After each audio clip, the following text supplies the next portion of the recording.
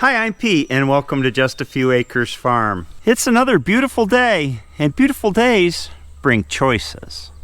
I could replace this tire on my tedder. She popped all the way around when I was done doing hay in June. Or I could stand out here and listen to the cows yell at me all day today. Right on cue. I could sit in the house and watch Doogie Howser reruns. Tempting, but not on a day like today. What I wish I could do is get in here with the box blade and the loader and grade this all off, get rid of all these weeds, but I can't do that. It's too wet right now. So what I'm gonna do is tick off another item on the barn project.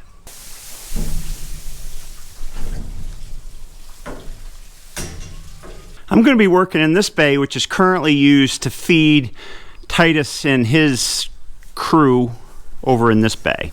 This little calf here likes to go through the feeder panel and lay out here, so I put up a hog panel here to keep him from doing that while I'm working in here. And what am I going to be doing here? Well, I'm going to be moving the Blinky Blink fencer, of course. There's a lot more to this than just taking down the box and moving it to the upper barn, which is where it's going, because remember, a fencer needs good grounds.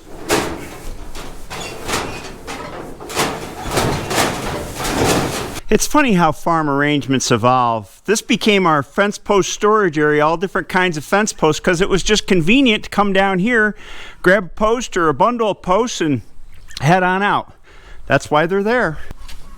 Including the bent ones where we said, well, we just can't throw that away. We have a use for it someday.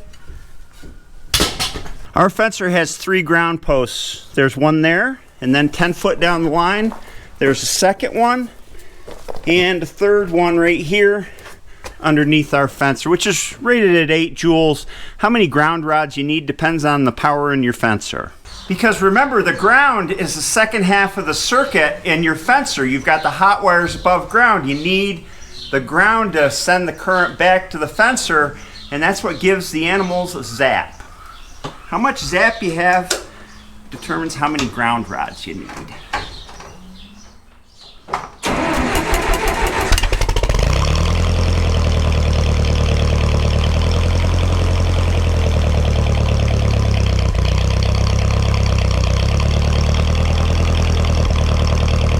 These ground rods are only a couple years old, and I'm too cheap to go out and buy new ones, so we're going to pull these and reuse them. Chain on the ground rod. I'm not sure this is going to grab it enough, but we're going to give it a try. And when you wrap a chain, you want to pull something like a ground rod or a T-post. You wrap the second loop over the first or under the first on the length, and that way it grabs tight when you pull on it. We'll give her a try.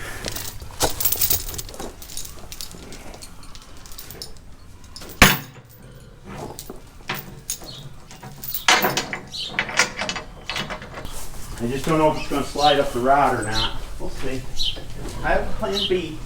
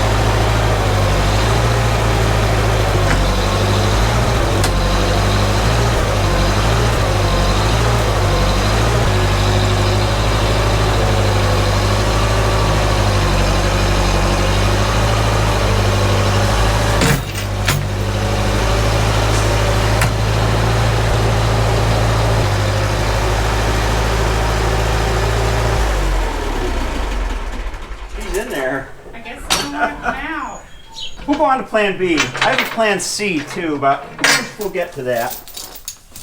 Hilarie's come back from getting chick feed here to supervise the work. I think if I got her mad enough, she could yank that ground rod right out. I don't think so. I think They're she in there could. to stay, I think.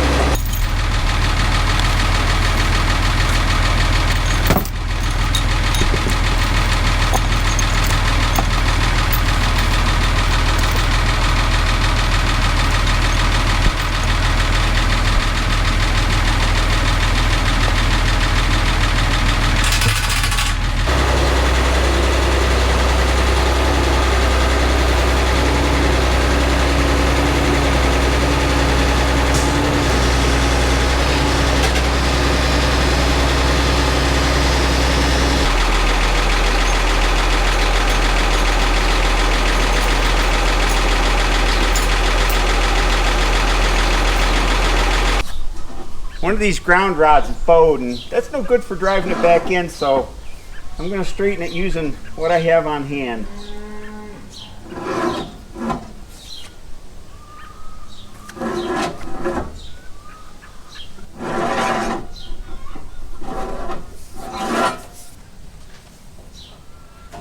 That's pretty straight. I think it'll work. A word on ground rod material. These are galvanized steel ground rods, and I did my research when I put in the fence originally, and actually galvanized steel work better than copper for ground rods, and it has something to do with the surface layer of corrosion that forms underground that inhibits the contact of the ground rod with the soil, creating less electrical current going through it. The galvanizing actually performs better over time. You can look it up. We're here in the upper bar, and the fencer's going to mount right up there above the electrical panel, and then we're going to put the ground rods right across this wall inside. I like the tops of the ground rods to be exposed where I can see the wire connecting them, so I like to put them inside the barn and slant them to the outside. Remember, you want the soil to be moist where they seat, so most of the rod's going to be outside, but I'll still be able to see the top, make sure everything's all right.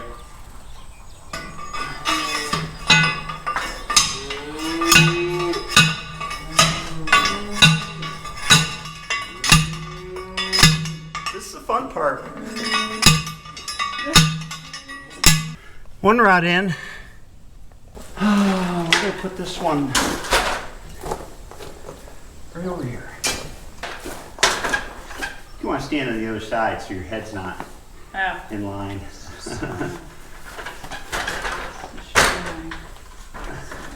Probably just make you mad. Probably would. Felt something tickle.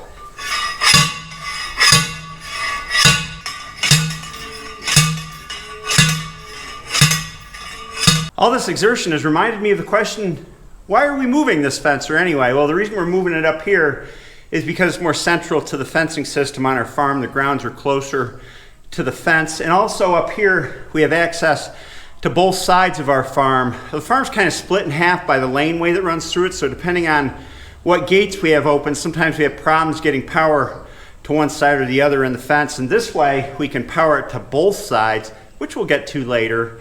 And then we won't worry about the gates anymore. This is a roll of 12.5 gauge insulated steel wire. I prefer to run this in the barn out than using bare wire on insulators, which some people do, but I like to use this stuff. The first wire goes from here where the fencer's located up and over the addition to feed the fence on that side.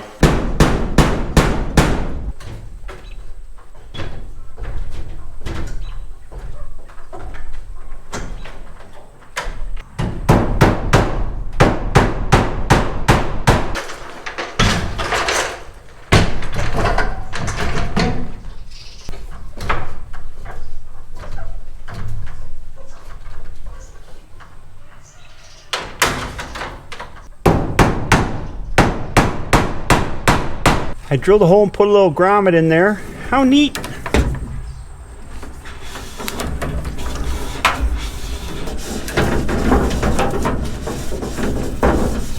The permanent fence is going to run right here at the toe of the slope.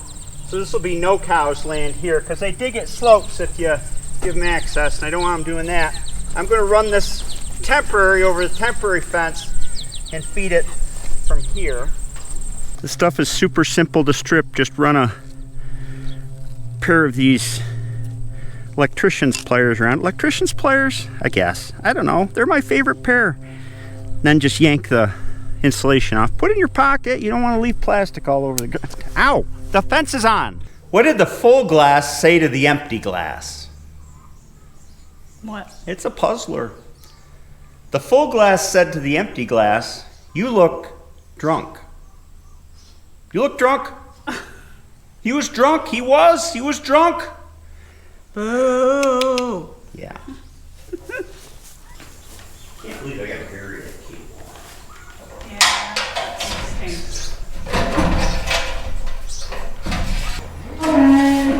Okay, I'm going to pull a lot of it through, so why don't you hold it horizontal?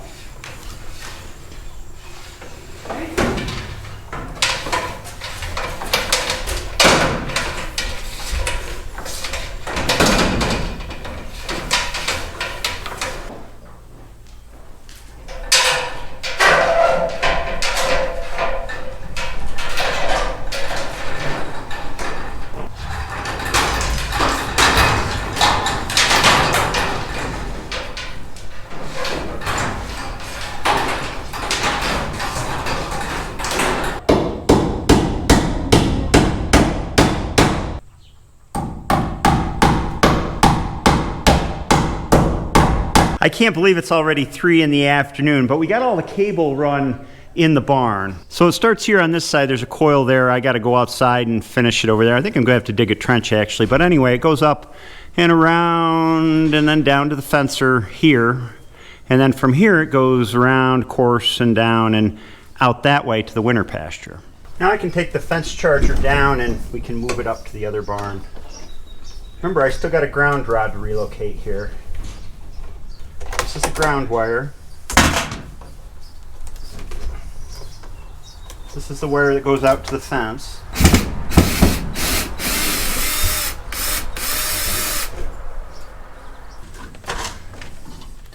I have a couple important notes about proper fencer installation here as far as positioning on the wall. Number one is the architect in me and the architects in the crowd will probably say, you gotta center it over the panel. I am purposefully not centering it because I reject my architectural training. I do. I reject it.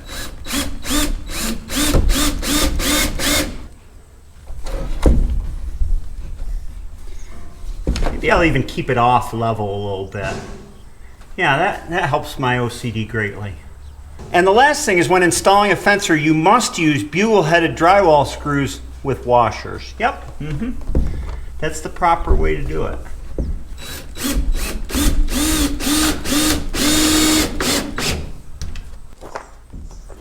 For now, I'm only going to hook up the line that goes to the winter pasture because I got to dig a trench for the other line. I don't know if I'm going to get that today or not. Well, come loose.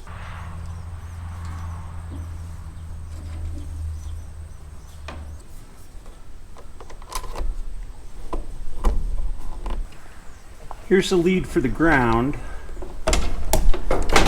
Well, get on there.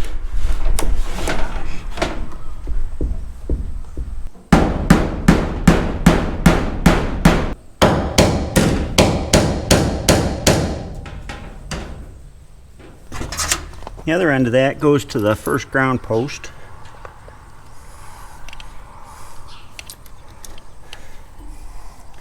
Then we start our ground wire that goes to the other ground posts.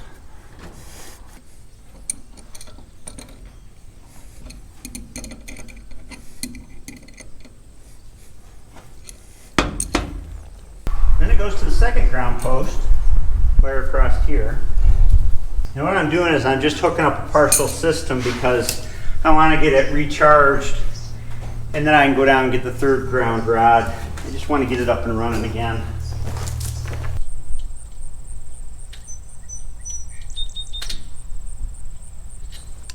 Moment of truth for this partial installation, anyway. Blinks on every beat, but it needs another ground rod. This has been an awesome fencer. I've been running it for 6 or 8 years now, and all I've ever had to do is replace fuses. It's got fuse on both the incoming power side and the output fence side. So if the fence gets hit by lightning or you have a power surge or something, it's covered both sides. And then the cover comes right off. It's all modular inside, so if a piece goes bad, you can send it back to the factory and they just plug in a new piece. But I've never had any problems with it.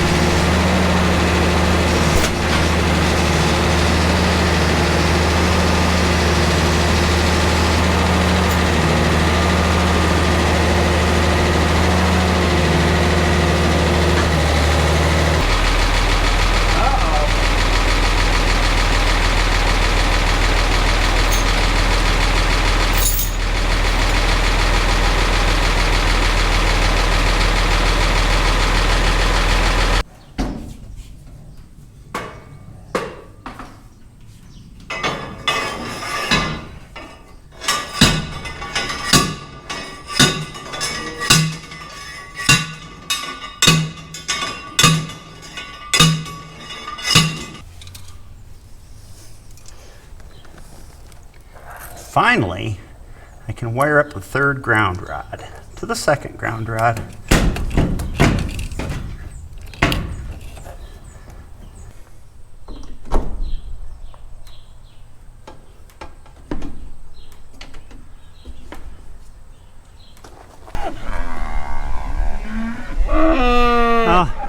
Everybody's yelling. The last thing I got to do related to this subsection, part 6B of the barn project, moving the fencer, is to hook up this side of the fence. This is the other side of the barn, and what I'm going to have to do is I'm going to have to, the wire will come right out there where we positioned it, and I'm going to have to hand dig a trench over to here and hook up this fence, which really provides power to this whole half of our farm. And the reason I can't just hook it to the end of this fence at the wall here is because this fence is down quite a bit when we're moving cattle in and out of here, and sometimes we leave it down for months at a time during the summer. So I'll have to come over to this end and come up here. But that's not going to happen today because it's late in the afternoon. Hilarie's working on dinner and I am whipped. This barn project sure is a lot of work. I'll get after the rest of it tomorrow and button up this little portion. Then hopefully we'll be on to grading all that stuff out in front of the barn, getting it flattened out and looking nice. I hope you enjoyed this video, and I'll see you next time.